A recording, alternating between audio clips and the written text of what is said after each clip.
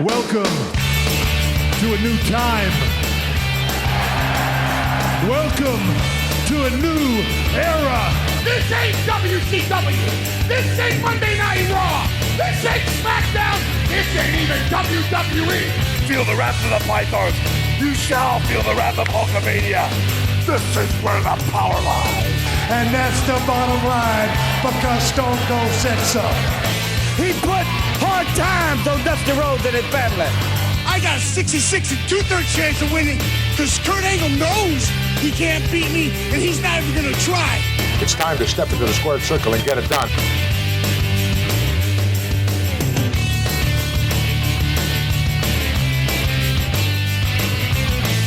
Welcome, wrestling fans.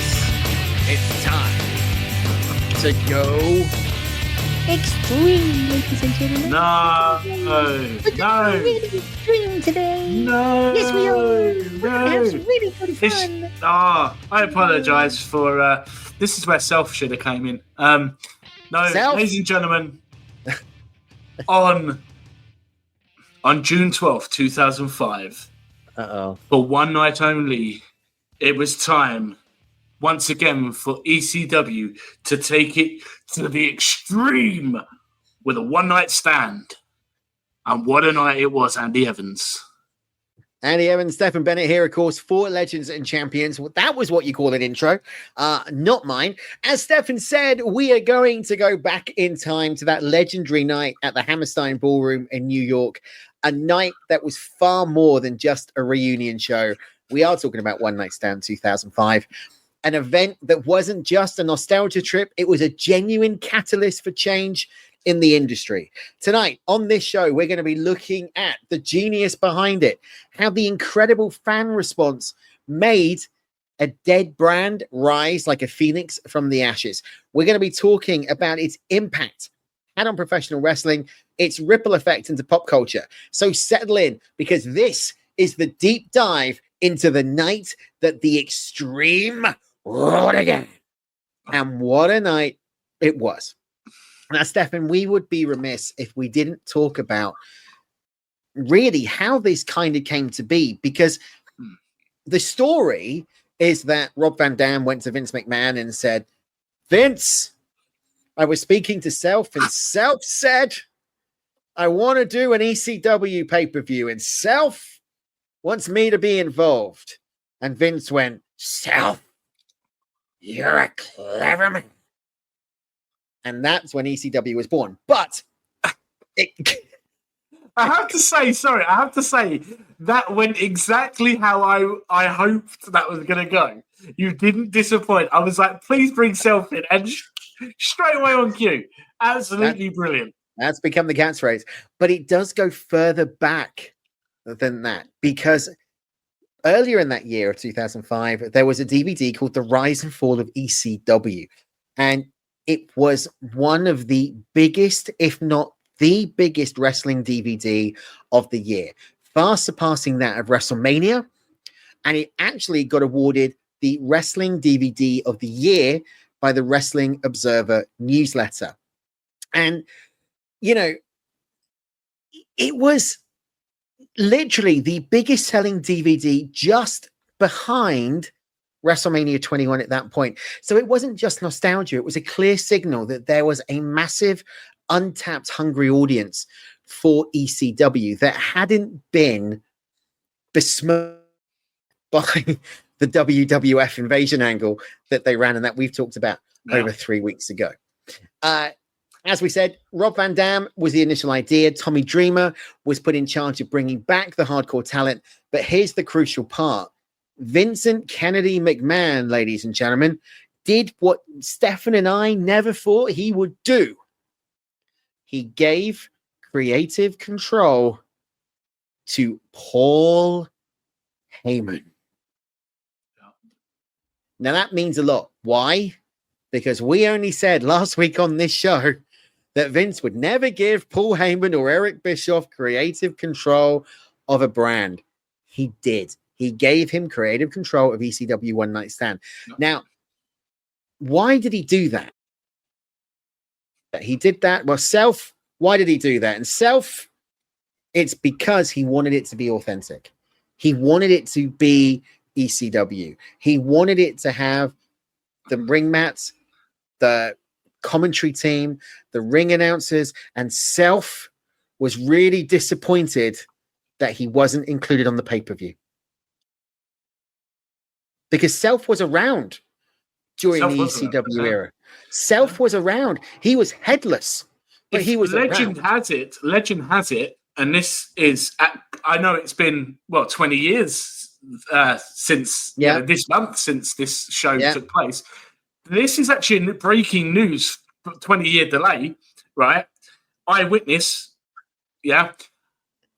Legend has it, Stealth was actually seated on the balcony that Super Crazy moonsaulted off of on that night. Just letting you know. Right. See, ladies and gentlemen. You've had too much Kool-Aid. Hang with Andy Evans and Self a little too much, and this is what happens. Are you sure you're drinking soft drink? I'm drinking zero sugar because I'm type 2 vegan, zero sugar soft drink. To be fair, you've got a glass up that's got a red substance in, which actually looks more like Kool-Aid than what I'm drinking. So what I'm drinking, this is a plug for Aldi Pina Colada Mocktail. Oh, God. I know, it's bloody horrible, but it's hot. So, we haven't done it. It's time for this. It's my weather report, and it's still bloody hot. Back to ECW. Right. Let's go. I just feel that because we completely just left the show behind there for about 2-3 minutes then, I'm just going to reintroduce it. And now, once again, Legends and Champions presents ECW One Night Stand. Presented by Self. Right. Not by Aldi Mocktails. No, presented by Self. I'm going to change the intro and have Self in it. What do you know? Let's talk about EC. Let's go serious, if we will, for a minute, because Lance Storm was in the opening match. When you've talked about being an ECW fan for a long time, and I've openly admitted that I never really watched ECW. Because and there was two reasons for that. One, it wasn't really shown over here in the UK, so you could only really get it on tape trade, and I never bothered. Two, the wrestling channel that did air didn't really show it. They showed Ring of Honor, so I saw more of that. And three, the thought of watching hardcore wrestling like ECW. Here we go. Prepare for the heat, ladies and gentlemen. Absolutely disgusted me. There was nothing about watching grown men smack themselves with kendo sticks or chairs legitimately. I mean, we're used to it in the WWF and WCW, right? And it's scripted. These guys took it, pardon the pun, to the extreme.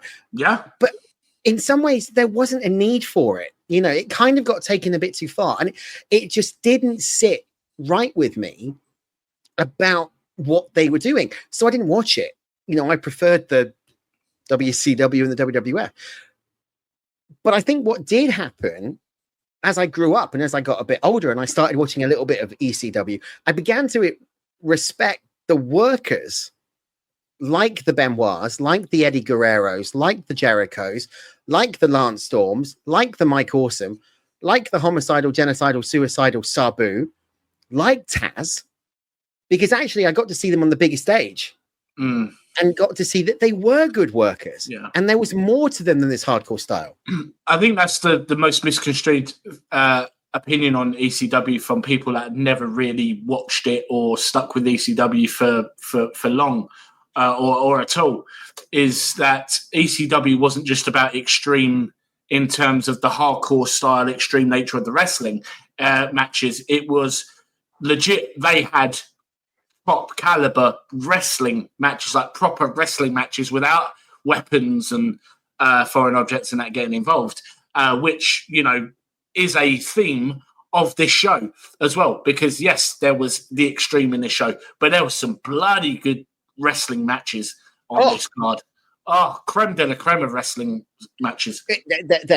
I mean, we'll talk about that in just a second. But, we would be remiss as well if we didn't talk about, because of that rise and fall of ECW DVD, not only was there a resurgence of popularity of ECW and WWE, there was a resurgence of popularity of ECW in the wider wrestling community, because 24 hours before One Night Stand was Hardcore Homecoming, which was done at the ECW arena in Philadelphia, promoted by the franchise Shane Douglas. And some of those guys that worked Hardcore Homecoming then got on a plane and traveled to New York. I can't say the word.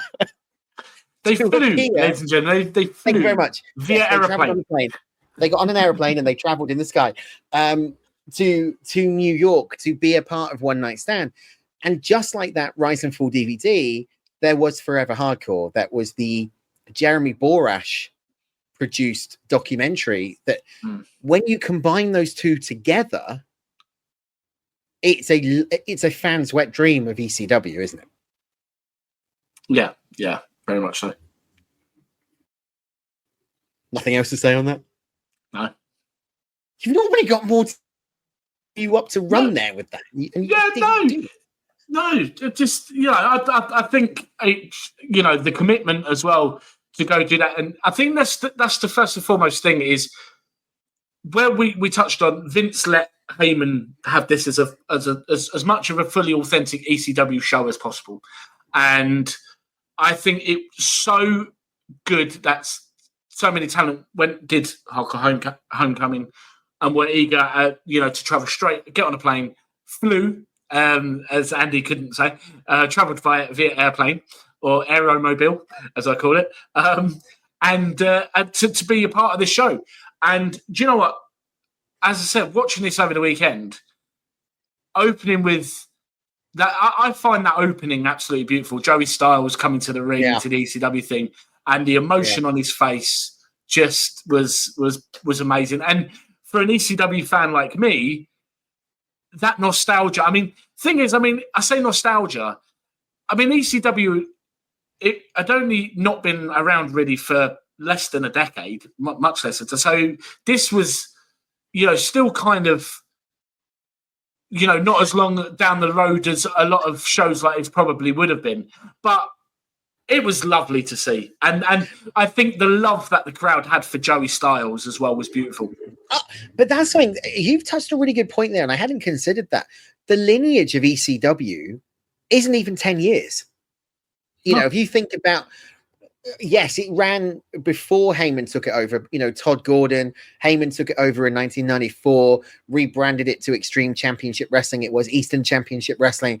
There's that whole thing of the night the line was crossed in the franchise, Shane Douglas, basically pulling out of the NWA. And then it was defunct by 2001. So it wasn't even 10 years old.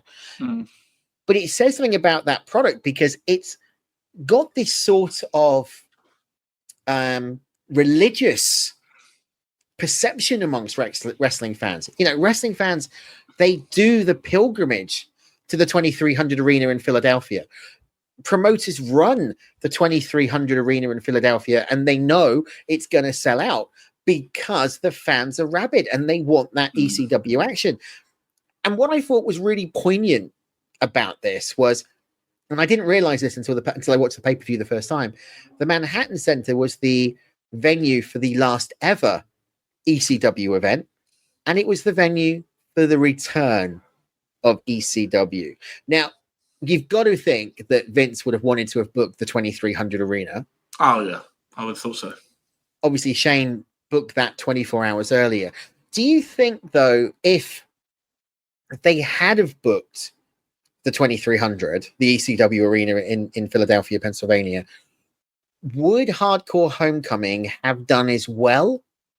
Or would the fans have gone more for the ECW product? I think that's a very, very good question. I think the only thing that may sway them more towards the Hardcore Homecoming is because of who's involved and the fact that Shane Douglas was running it. Whereas I think there may have still have been this little niggling doubt in their mind, thinking, yeah, okay, this may be an ECW show, but just how much is Vince going to be a part of it? How much Vince McMahon touch is this going to have? What's the production of this going to be like? And I think that might still be in the back of their mind. But at the same time, I'm kind of hoping that they may have looked at it and thought, well, we know Heyman's going to be there, obviously, the guy. A lot of our OGs are WWE superstars now, so they'll probably be there. So I would imagine that would have been enough for them to persuade it to say, no, we'll go see One Night Stand. You raise a good point by the WWE, and you know that, you know, they're the glitz and glamour. But you've got to think, if you book the 2300 arena, they wouldn't be wanting to fill it with, you know, the HD cameras and all this jazz and the big Titantrons and all that type of thing. Because I don't think the venue could have supported it. Well, they didn't have Titantrons, did they, really, for One Night Stand? No, but they didn't have an ECW anyway, did they? They just had that brick. No. Yeah, exactly. That they walked through. Now, I do want to touch on Joey Styles, because he was and is the heart and the blood of ECW, right? Whenever you turn ECW on, it was, oh my God. I mean, that was Joey Styles. First commentator in wrestling history to do shows solo. Every single show. Every pay-per-view. 3 hours plus. Solo. Do you think that, to quote William Regal, they besmirched Joey Styles by bringing Mick Foley out on commentary with him? Do you not think that would have added an extra layer of authenticity? Because he did do it 24 hours. He was under contract with WWE. He did do it earlier at Hardcore Homecoming. It was Joey Styles. So he could still go. That was the one thing to me that hurt that authenticity of the product. I see your point. And I don't think there was a necessity for Mick Foley. I think it was them just thinking, well, we need to get Foley involved somehow. All right, we'll stick him on commentary with Joey.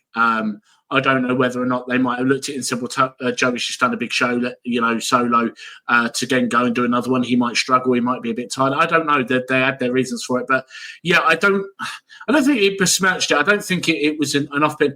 I mean, I don't really see... I mean, Foley did a good job.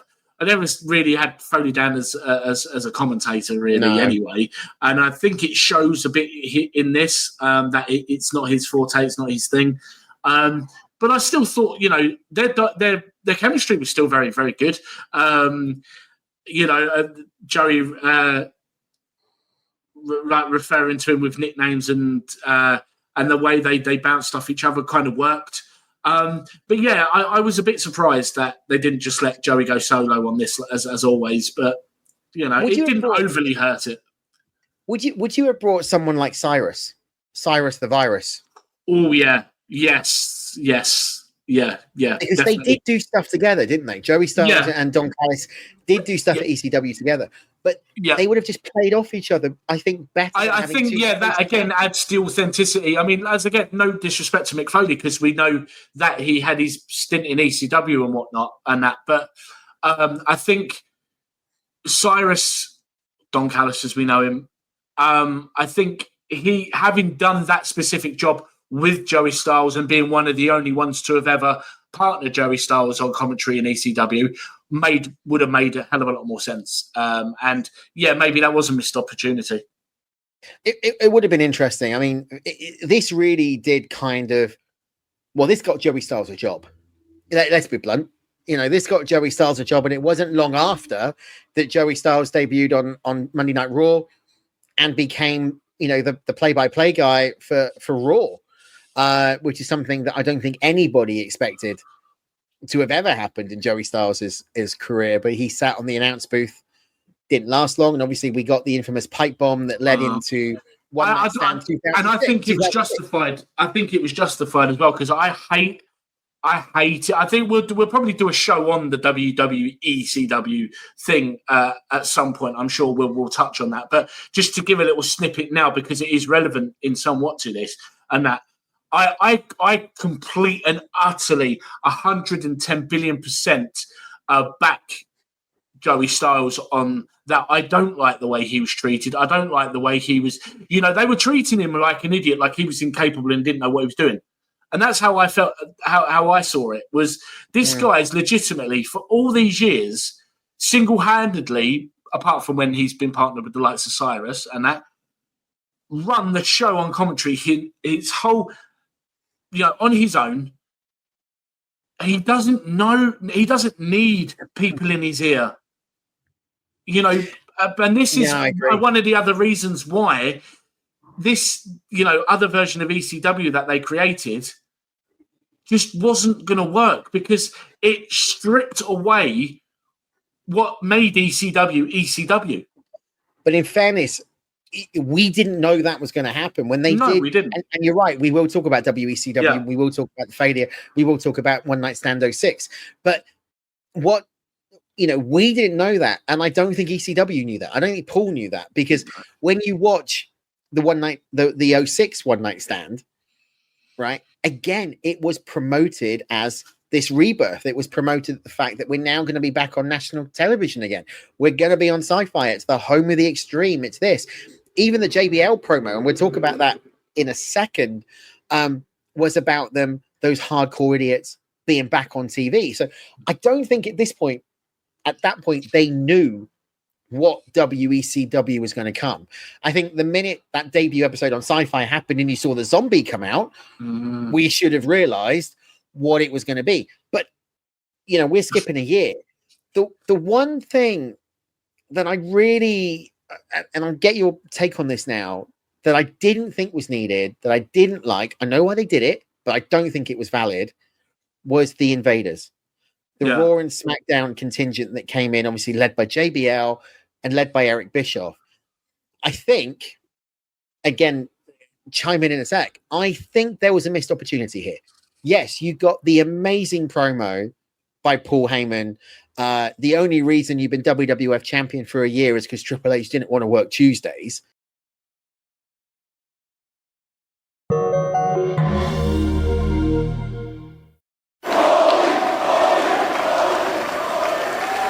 And I was going to take the high road and just say thank you and leave. Don't take the high road, Paul. But I have something to say to you. You see, I've waited a long time to say this to you, Eric Bischoff.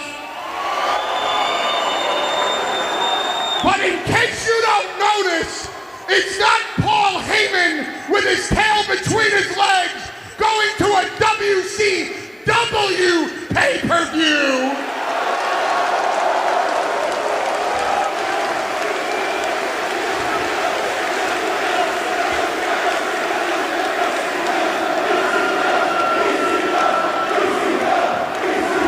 Oh, wait a minute. Hide your wives, it's Edge!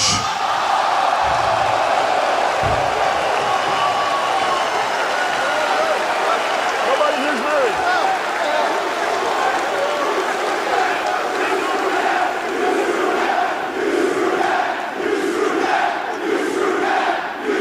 No, Edge! I know nobody with a written promo has the balls to say this to you, but I have two words for you. Matt freaking Hardy!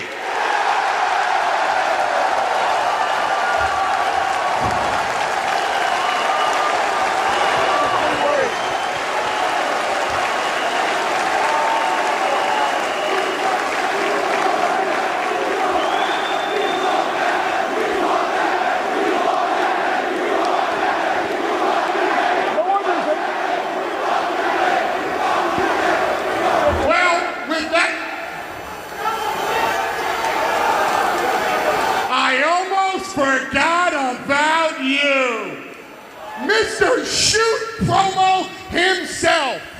Bounce checks. ECW went out of business. Hey, John, on a personal note, from all of us, just to you, since you want to shoot, cowboy, the only reason you were WWE champion for a year is because Triple H didn't want to work Tuesday.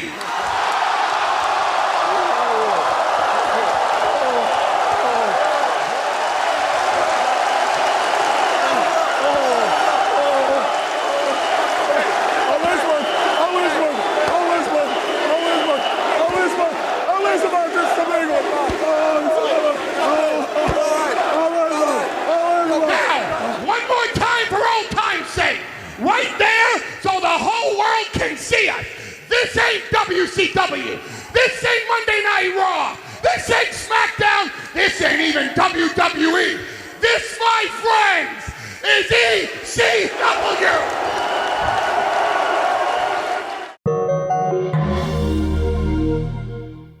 To JB out that line. Agreed. Ladies, husbands, watch out. Watch your wives. It's Edge. There was some killer lines in that promo, but I think the missed opportunity was not having Heyman and Bischoff one-on-one. Because like you referenced last week at Survivor Series, this was what everybody waited for. Bischoff hated ECW and hated at that point, they're good friends now, Paul Heyman, and Heyman didn't like WCW. So the opportunity to put those two brands, those heads of those two brands together with Heyman shooting, with Bischoff shooting, would have been, I know it would have made Self happy.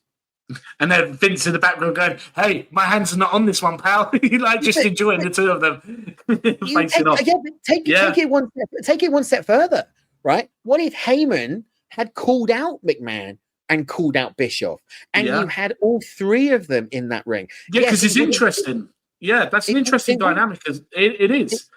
This is an ECW show. This is a Paul Heyman produced show, full creative control.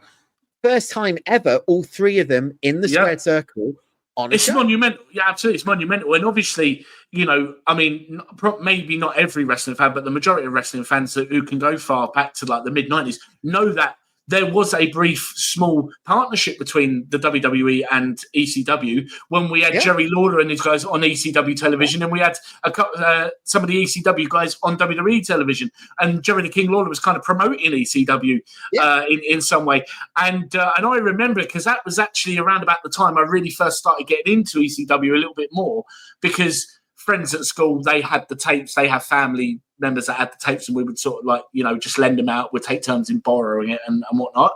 And I remember when that happened and thinking, the last thing I ever expected was to see ECW and WWF collaborating in any sort of way.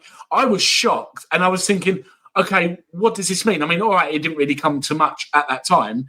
Little did I know, years down the line, things would be different. But I think you're right. I think that would have been one of the most monumental moments in the history of the business, to have had the three guys that ran the three biggest promotions of that time, or the time before, in the ring together, that have all had personal and business grievances with each other, to have hashed it out amongst a ruckus crowd. And I love the crowd. I've always loved the ECW crowd, but the crowd really, really helped make that show special.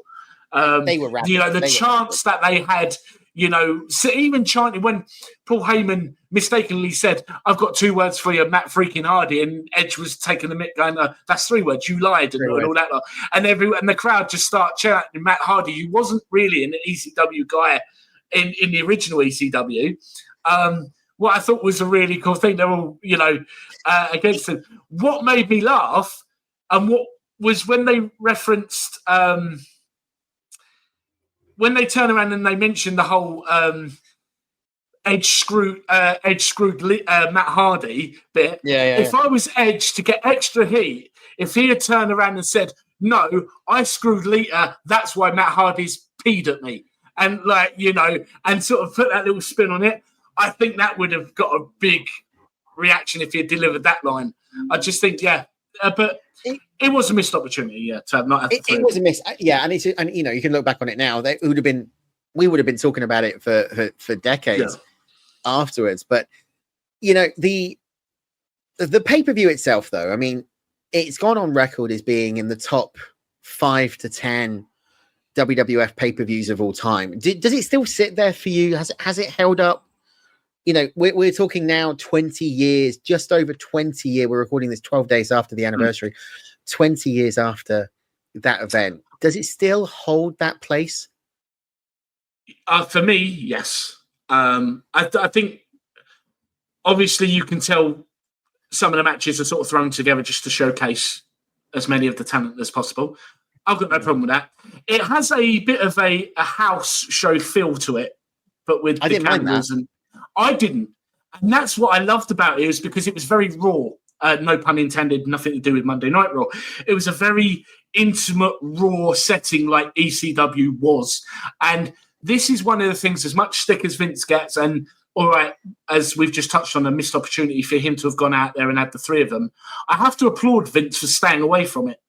Because the ego of Vince McMahon, normally he would have had any opportunity for him to show his face and be a part of it somehow, or put the McMahon name to it somehow. Normally he would, but he didn't. And I have to applaud him on that. And I think that was, maybe, I could be wrong, but maybe that was him showing some real respect to not only ECW, but to Paul Heyman, and say, this is your show. I've backed you to do this. This is yours. You do it. I'll stay back here. You do your thing. And fair play to him. And it holds up. It does hold up. I mean, if you look at the business side of this, and in terms of did it stand up, ECW put in approximately 325 to 340,000 pay-per-view buys for that one show. Yeah. Now that's massive success, and it was a knockout for the WWE. So let's put that in perspective. For WWE New Year's Revolution in January of the same year, that did 270,000 buys. Vengeance, the same year, which was Raw exclusive, headlined by Batista versus Triple H in a Hell in a Cell, did 420,000 buys.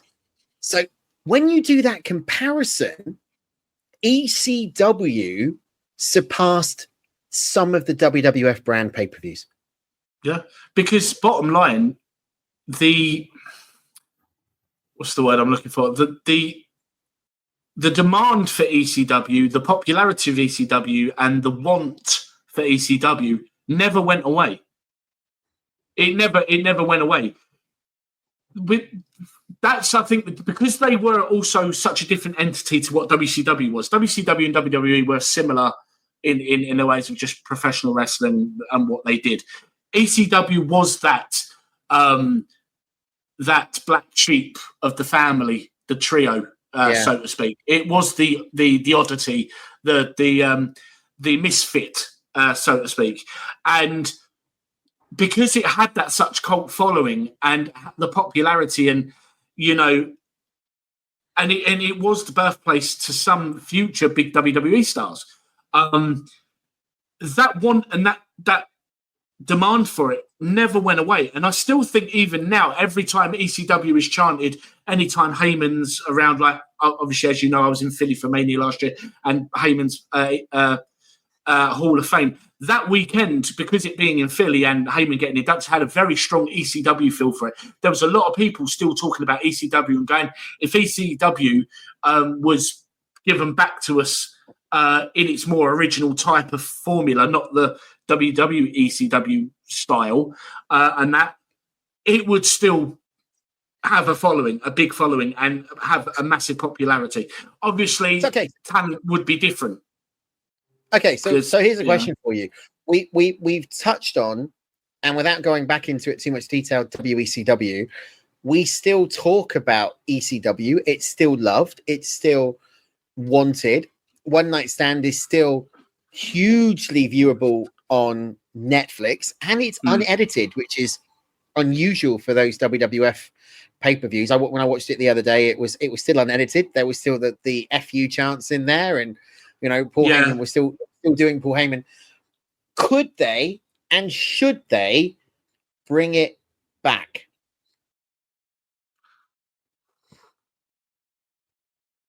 Cool. I would no, because this is what I was saying about, obviously it would have to be different talent for the most part now, because a lot of they're either not with us now. We talk about Sabu recently passing.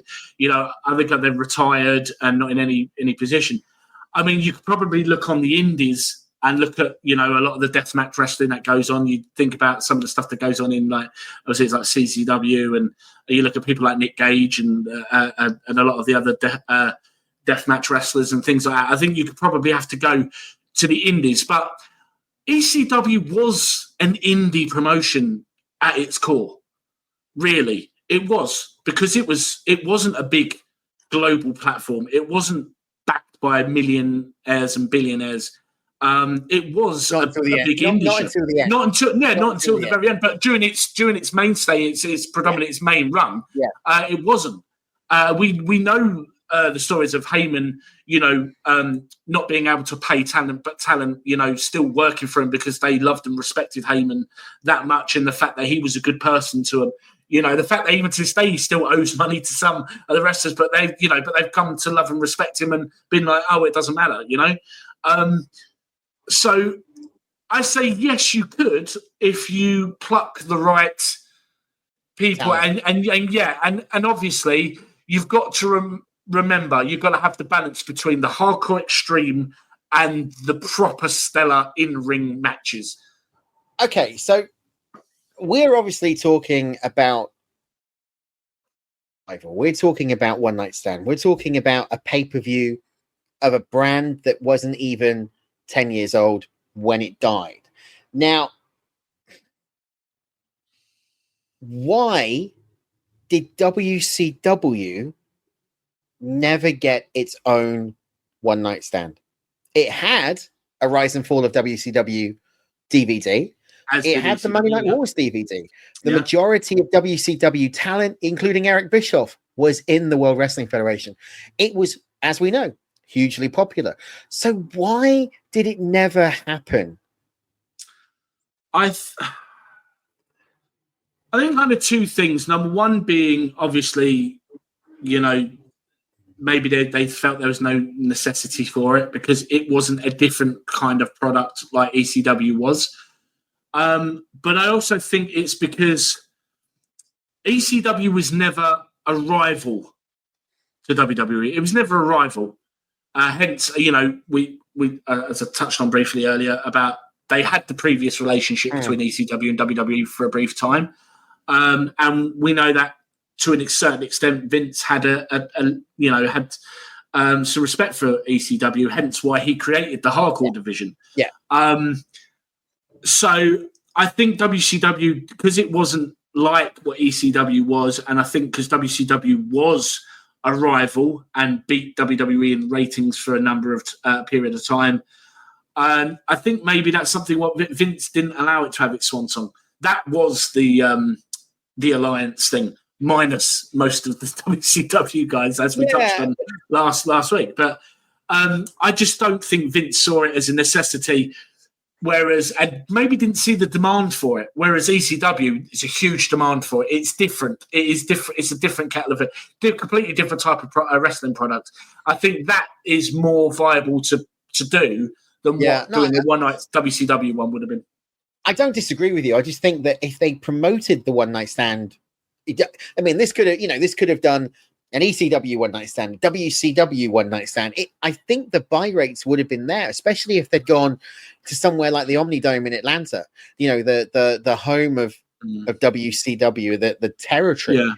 It could have done huge numbers because most of the WCW talent at this point are in the WWF. Yeah. Oh yeah. I don't disagree, and I don't doubt that it would have still have drawn some good numbers. I mean, between TNA and WWE, the most of, if not all of the WCW talent were in one of those two promotions. Exactly. And, I just think maybe Vince didn't envisage it having a big demand for it. That's my only real thinking of. I mean, we do know it's a slight topic. I don't know whether we'll ever do a show on it. Probably not, because it's not too much to talk about. But when, Booker T and that, when they tried to bring WCW back as its own entity before, in the end, they cut it, and it obviously got sold to Vince, because we've seen that in the documentary in The Rise and Fall of WCW, where, Booker T, Bischoff and that, they already advertised doing this new WCW and relaunching it all, and they didn't get the backing. It didn't happen. This was the Fusing Media, the buyout. Then they bought it from Turner. They had the deal done, but they didn't have the TV deal. And like we mentioned, a few weeks ago now on Heroes of Wrestling, without a TV deal, you're dead and buried. But you got to think, though, that if you were a company like TNA and Ring of Honor, who, are 3-4 years at this point, right? So TNA was formed in 2002. Ring of Honor was formed, 2000? They're trying to create their place within the wrestling industry and bring the talent in. They've already got some of the WCW guys working for them, or, some of the younger cruiserweights. Some of the Mexican luchadors are working for TNA. And then all of a sudden, this brand that has got this love affair with the fans comes back. You've got to be worried about your position in the market when ECW starts to come back, and it's drawing numbers higher than what TNA was drawing, or buy rate higher than what Ring of Honor was drawing. Yeah, I think you definitely have to look at it that way. I mean, that's one of the things I loved about ECW, and I wish I could have been in an original ECW crowd, because it was one of the only promotions where the crowd were part of ECW. They were part of the show, whether it be launching chairs in the ring, handing weapons to wrestlers and things like that. I mean, even being, in the middle of having, someone jumping off a balcony or whatever into the crowd on top of their opponent, and only being like 1 or 2 security guards like between you and them. Yeah. And, sharing a bit, Sandman walking to the ring, popping open a beer and dumping half it down your throat before the rest of it down him, and then headbutting it. You were part of ECW when you were a fan, and that was what you didn't get anywhere else. You didn't get that experience anywhere else. And I think that's one of the things that I thought Paul Heyman did so well, and even on this night and we'll touch on it in a bit, is you can tell that relationship between the ECW wrestlers, Paul Heyman, and the fans. It's special. It's a connection which you don't get in wrestling promotions very often. And ECW, as we all know, ECW could have been long gone before then anyway, before it was, if it wasn't for the fans believing in ECW and getting behind it and everything they did. So, yeah, I would have been worried if it had made a relaunch as it was and it continued to be the ECW we knew. I mean, let's be frank, ECW should never have got a national television deal on TNN, what then became Spike TV. It just should never have happened. It was an indie 2,500 capacity fan event. It should never have happened. The production wasn't there, but you didn't need the production because it was I said it earlier on. It was a religious experience. It's a cult. ECW is a cult. One way I used to describe it. We still chant about it. Oh, absolutely. I remember this saying. I said like how one of the things I would describe the impact ECW would have is I always picture a father sitting in his living room, putting ECW on Spike, getting ready to watch it. His young son, who's a WCW or a WWF fan of, whether it be like the new generation or whatever, coming in and just going, "Oh, Dad, wrestling! Oh, yeah, I'm gonna." And the dad's categorically saying, "No, son, no, not you're not old enough for this. Like we've got WCW and WWF. Come on, up to bed." And that this is for the dads. This is for the older, mature audience. This is their. If enjoyed WCW and WWE, and you had kids and that, you could watch it because it's wrestling, you love wrestling. But ECW was that alternative where you just kind of like, this is the late night wrestling, this is the the adult wrestling, the mature wrestling. This is the down and dirty. Yeah. Dirty this is the back alleyway dirty. Dirty. This is the Sin City of wrestling. This is what they wanted. Shotgun Saturday Night. Do you remember Shotgun Saturday Night? Wrestling on the old escalators. Yeah, but that's what they wanted this to be, wouldn't it? The dark and the down and dirty, gritty, wrestling event. Let's just go back to the pay-per-view for a minute, because this has been it's been an interesting discussion talking around it. You mentioned the two promos there. Paul Heyman's being the marquee one. I want to touch on Rob Van Dam, because if there is, bar Tommy Dreamer, with the iconic moment where he's being Singapore caned by the Sandman and he goes, "Please, sir, can I have another?" Which is that iconic DT moment, or the pile driver that he did on Beulah McGillicuddy when she was part of Raven's flock, or even Beulah McGillicuddy saying, "Get away from me, Stevie Richards, I'm pregnant." Those moments. You can't talk about ECW without talking about Rob Van Dam, because he really came out of nowhere to become one of the pillars of that promotion. And he has a genuine love, not only for the brand, but for the fans. And you could see that promo that he cut at One Night Stand was more than a promo. That was a heartfelt message to those fans watching on TV Land 100%. And watching at the Hammerstein Ballroom. 100%.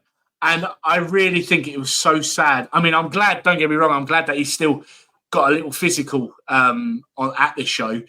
But it was really sad and bittersweet that he had not long had knee surgery and was unable to compete, because if anyone is headlining that pay-per-view, it's Rob Van Dam.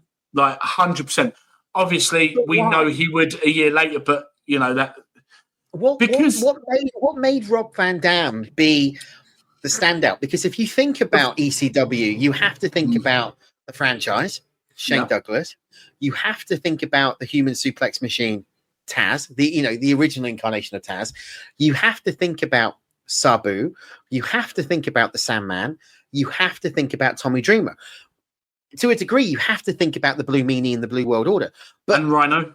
And Rhino. So why Rob Van Dam? What was it about him that made him become the backbone of ECW and become so beloved by the fans? Because he was okay, but he's not the best worker in the world. I think that's probably why, because he wasn't the best worker in the world. He brought a style which was probably seldom ever seen. People looked at his in-ring arsenal and thought, "Oh, this is a bit different." There was that slight mix between high flying and martial arts, but he wasn't like an X-Pac. We've seen the martial arts and the high flying style of Sean Waltman before. We've seen all that, but not from a guy of RVD size and build. And I think, regardless of whether he was a heel, because I still remember when that time Sabu extended his hand for RVD to shake it, and RVD just sort of looked at him and then walked straight past him. That disrespectful moment. The fans, you did that. Sometimes it just hits. Someone just comes along. You never understand what the appeal is, what it is that everyone loves about them, or what they're about. But the stars align for that person in that moment in time. That person comes along where everything falls into place and a star is born. And you can, even years down the line, we can try and dissect it, but we'll never be able to put our finger right on the sweet spot and just go, that's why. I just think he had everything as a heel and as a face. He had the charisma when he wanted to. And, and I just think he was just there was something a little bit unique about him.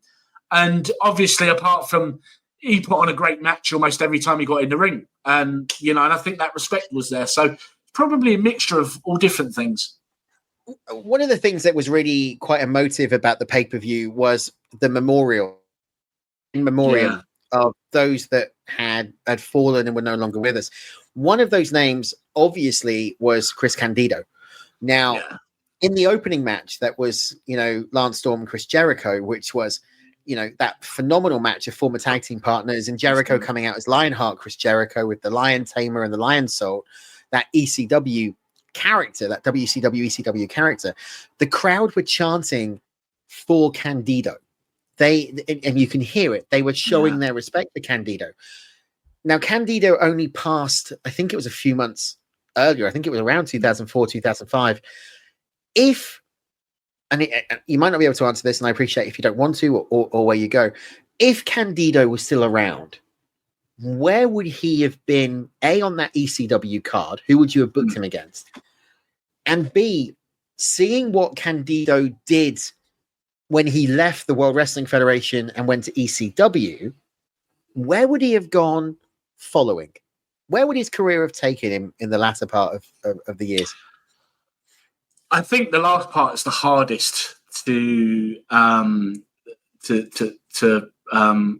pinpoint. I think depending on his health, physical state, fitness, and whatnot, I think he would have been there. I think Heyman probably would have insisted him being there. In what capacity, I don't know. If he was having a match, I don't know who I'd put him in against. I mean, we got Rhino versus Sabu, didn't we?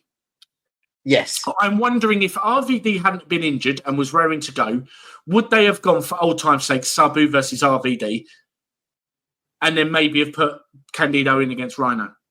Or what if they could have used Taz? Well, I think it probably it may have been one of those guys. I mean, to be fair, they could have even maybe put him in against someone like Mike Awesome instead of Masato Tanaka. Tanaka. But that was a brutal match in its own right. I mean, that was, Mike Awesome in that one match eliminated the entire WCW run. Yeah, I mean, I don't know. Do you still put Tommy and Sandman against the Dudleys? I don't know. I don't know. I don't think there's a definitive answer. I mean, I probably would have put him in one of those matches and changed that. Like I said, maybe put him in against Rhino or Mike Awesome and switched that type around. Where he would have gone on is anyone's guess. I mean, I would have liked to have thought Vince might have seen something in him to keep him in the WWE, but I could have seen him in TNA. I could have seen him doing very well. Well, yeah, I mean, longer, like more as a manager than he was as anything. Yeah.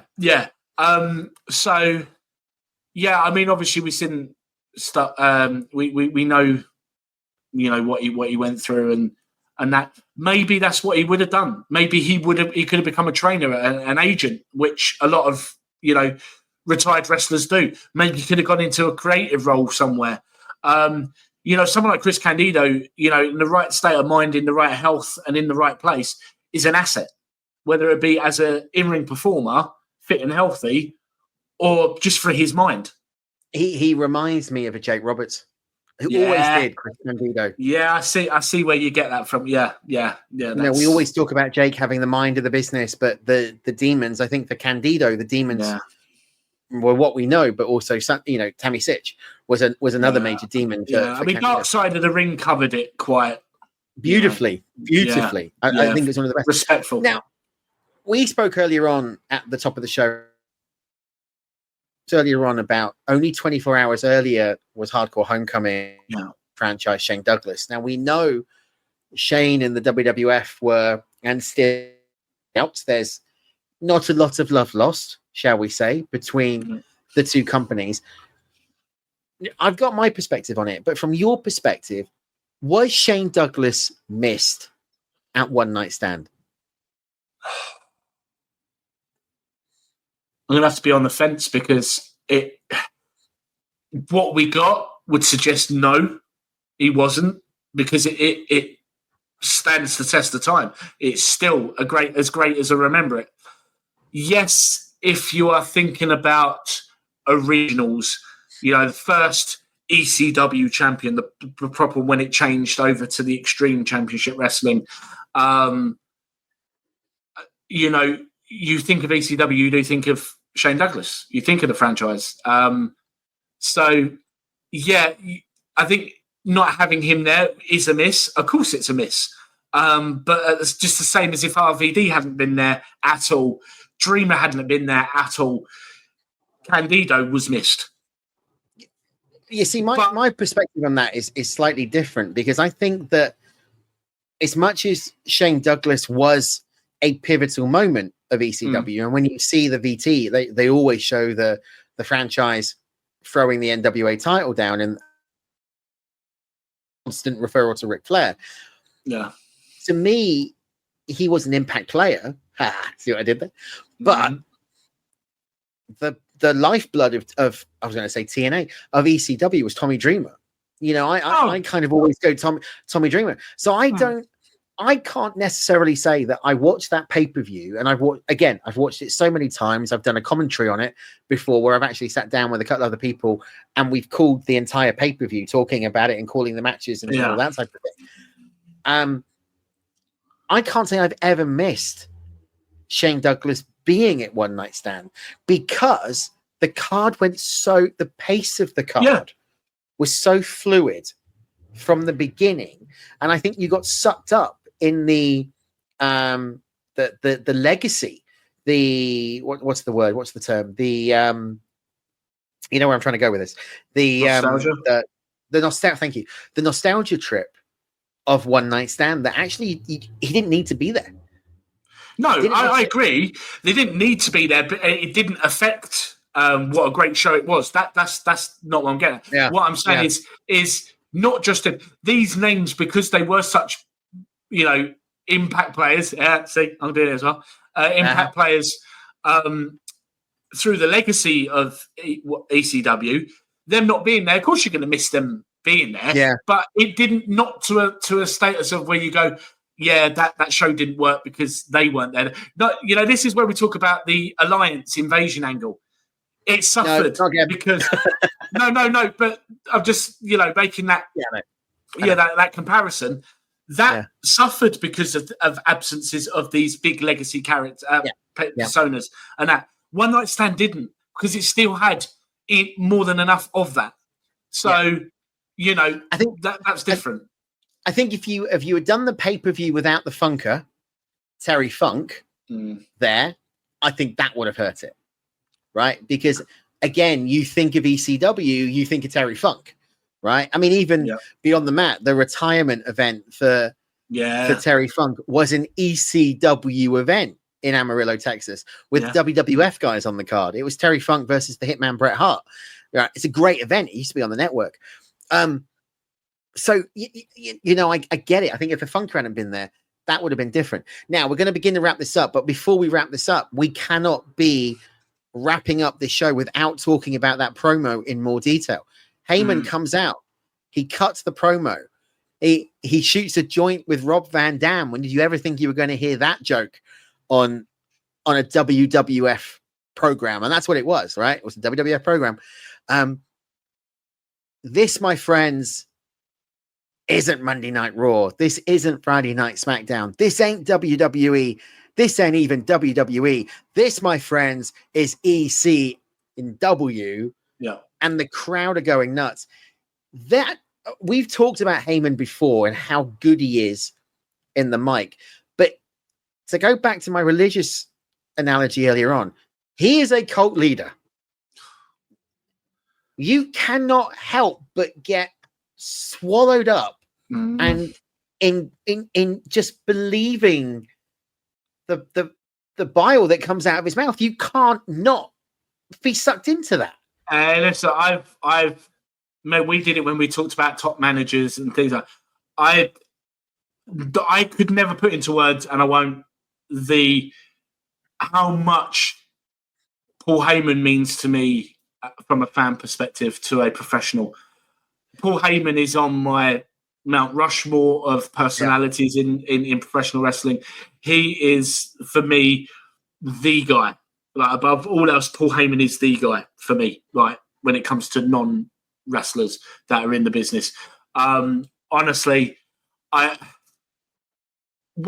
honestly, when I was there for his Hall of Fame, because I will touch on this bit, when he opened the box up and he had all his props from his ECW days, his headset, the cap, the trench coat, when he opened that and put them on, I can't put it into words. The only pop of that whole WrestleMania weekend that was louder than what Heyman got for that moment was when Undertaker appeared during the Cody Roman match. Honestly, oh my God. Like, it was electric. And it shows just how much Paul Heyman means to wrestling fans.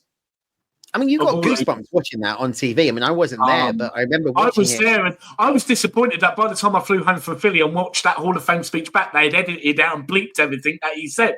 Being there listening to it raw, with every other word, a swear word coming out of his mouth, was brilliant. I still say to this day, since Bobby the Brain Heenan's Hall of Fame speech, this is categorically the best Hall of Fame speech there has been.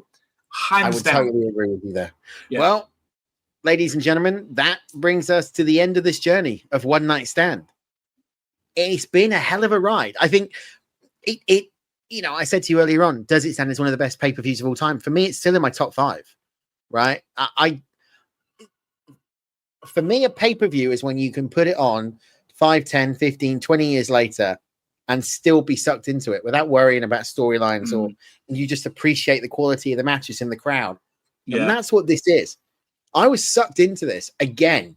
Yeah, it's a trip. It's a real trip. And I just want to finish up just touching on, because we haven't touched much on the finale of this. We had the Stone Cold Austin appearance, which some people I think thought wouldn't it happen? Obviously, ECW was very important in Austin's career after he got fired from WCW, because it gave him that platform to air his grievances of WCW and Bischoff. Having him, because it still had a little bit of WWE to it, hitting a stunner on Bischoff, which was obviously going to send all ECW fans home happy. That moment at the end when everyone leaves and Dreamer is the sole man standing in that ring, and he's sort of thanking everyone and bowing to the ECW logo. Everyone's chanting the "Thank you, Tommy" chants, and then Bubba Ray Devon come out and they hug, and and Bubba Ray pointing to Tommy Dreamer, just saying, "This is all for you." Like, that is one of the most gratifying and beautiful moments between a couple of professionals that did that journey together. I couldn't agree more. And it was a poignant way to finish it. That, ladies and gentlemen, is ECW One Night Stand 2005.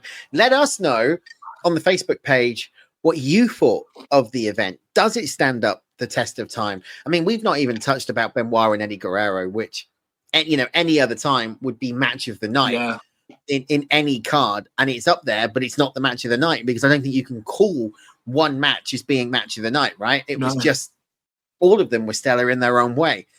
Right, next week, we're going to do something slightly different. So we've done a lot of pay-per-views recently. We've talked about Unbreakable 2005 for TNA. We've talked about the XWF. We've talked about Bash at the Beach. We've talked about the Survivor Series. We've talked about Invasion. We've done this. We've even talked Heroes of Wrestling. I'm trying to forget that one. So next week, we thought we would try something a little unique. We're going to go back to the 1990s. And the original concept was the WWF, but I'm kind of thinking we open this up, right? I think we open this up. Yeah. Open this up. And next week on this show, we are going to talk about the greatest wrestling stables of the 90s. Who were they? Where did they fit in? How did they change the wrestling landscape? Who is number one? Is it, for example, the NWO? Is it, for example, D-Generation X? Could it be the Four Horsemen? We're going to talk about that next week right here on Legends, the wrestling's greatest stables of the 1990s. And we want you to post a comment on the Facebook group at Celebrate Wrestling and let us know. We will, where we can, use your comments on the show. Sometimes we do pre-record before the post go live. But we will reply to you on the Facebook page and let you know what we think. All right. So What do you think is the greatest wrestling stable of the 1990s? Let us know. And you can do that on social media by heading to Celebrate Wrestling. Answer some questions because that's what Meta tells us we have to do. And Mike will let you in. We have one rule. It is a no jerk zone. Exactly. Now, Stefan, quick teaser. Who do you think is the top wrestling stable of the 1980s? Oh, Jesus. Of the 80s, I'm going Horseman. If it's the 80s, I'm going Horseman. Will they hold on to that spot in the 1990s? We'll find out next week. Coming up this week on Celebrate Wrestling, we have got another week of stellar shows starting this Saturday. Mitch and Dimitri, they're some kind of world order. They're taking over, blah, blah, blah, blah, blah. The Greek world order, the alternate commentary table is back each and every week on Celebrate Wrestling this Saturday, talking all about the week that was in terms of TV. And on Sunday, Mike McGuire himself will be back in the hot seat, the captain of CW. Hey, Mike's the captain of the CW network. Oh, God. I just thought about that. Yeah. Captain of the CW network. There we go. Mike will be back with Celebrate Wrestling, and he'll be going, Self, how good is my show going to be? It'll be good. And we will be back next week with more Legends. Stefan, I'm going to shut up because I've talked enough crap. This has been Legends and Champions with You've got the Andy last Evans. word. Take it down. Thank you for listening. Yeah, I just want to say that even though ECW has been long gone now, everyone involved with ECW, from someone who was a hardcore ECW fan, The alternate commentary table, those who are no longer with us, brought to you by the Celebrate Wrestling podcast feed. Listen, it's Mitch, it's Dimitri. We got this little pod thing that we do every single week where we talk about the week in wrestling and the way in which we do it from the other side of the railing, right, Mitch? I like that. We're coming at it because we love it, we hate it. The alternate commentary table. A-C-T. Download it anywhere where you're getting your podcast. Next week, we'll see you then. So long, farewell. We will see you at the matches. Auf Wiedersehen. Bye-bye.